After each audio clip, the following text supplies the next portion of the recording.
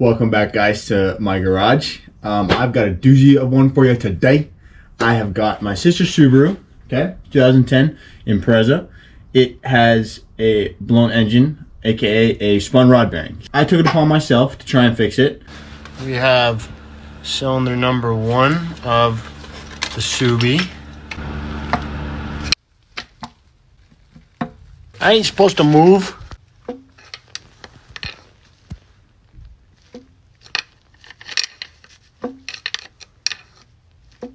That's a spun rod bearing on cylinder 1. Alright, well, we're back at it. We got cylinder number 3.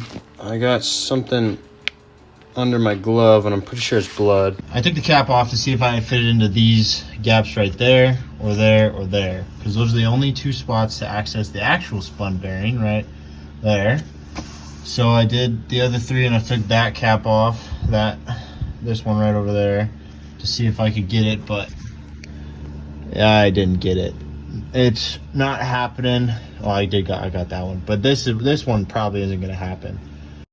So guess who was right about the blood hunch? I told y'all. So that there be the problem. I'm not sure what happened. I think I broke it loose and punched the part of the car that split that open. So that's what happened. Well, if you ever seen the Great Outdoors, that's the chunk that came off. There's the old 96er. So right now this has 3 new sets of rod bearings and 1 cylinder that's bad. That was the actual spun one. So what do I do with all this? You engine swap it, of course. We're going to put the exact same engine right back into this thing, and we're going to do it in a timely manner. All we have to do is take this one out and put the new one in and make it all work, so I can have my sister's car back on the road and she can sell this other piece of junk Subaru. So I was looking around for engines on Marketplace. I could not find a single one that fit her car except for one that was $1,300, and it was good to go, right? $1,300 for a good engine that would run and drive in this car, that would fit it too, that would be plug and play. I went out to some wrecking yards. I found one junkyard that has Subaru engines that are good engines, and one of them is $1,500 for just the engine, and I bet you I gotta pull that sucker. So I did what I vowed I would never do again.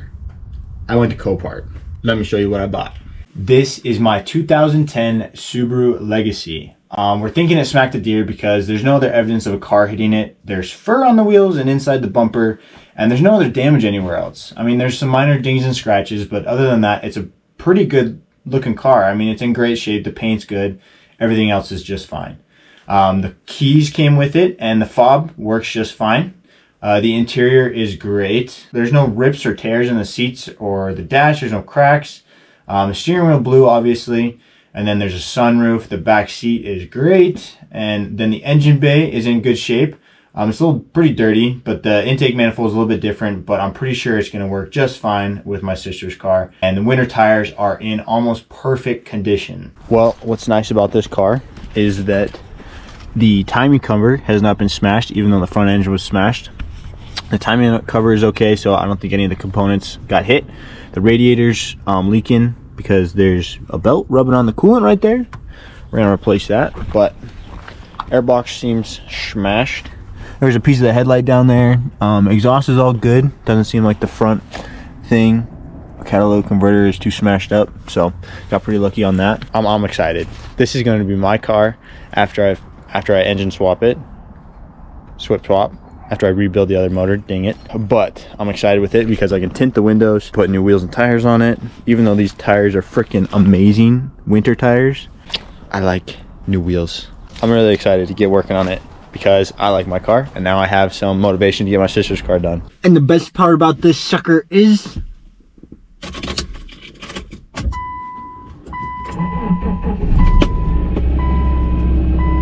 that's what I'm talking about, baby. He runs good. Whoop. That's rubbing. Pretty sure there's a pump that's going out on the power steering. Belt's a little wobbly, but everything's getting replaced and stuff. But yeah, look at that. Look at that. I'm so happy about it. We're getting a new head unit right here. We're getting a new steering wheel, obviously. And we might manual swap it. Because I want this as a freaking daily driver that I can take on road trips. I haven't had a car that I can take on road trips forever. I mean, there's been a couple that I trusted enough to go like 4 hours. But other than that, I don't have one. Especially not now anyways. So this is probably going to be my road trip car that I take everywhere. It's got freaking paddle shifters, but we're gonna put a manual transmission in it sometime. We might put some STI or some WRX. I'm thinking about an STI transmission if I save up enough. I'm thinking about taking her engine, putting it in here, and then throwing a turbo on it.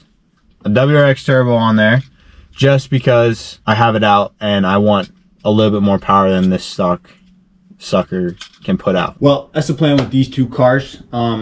I'm hoping to get cracking on this thing real soon. I gotta get this thing prepped. We're gonna get working on that. And with that being said, I think we're gonna call it on this one. Thanks guys for watching. I hope you guys enjoy this and stay tuned for more stuff. Bye.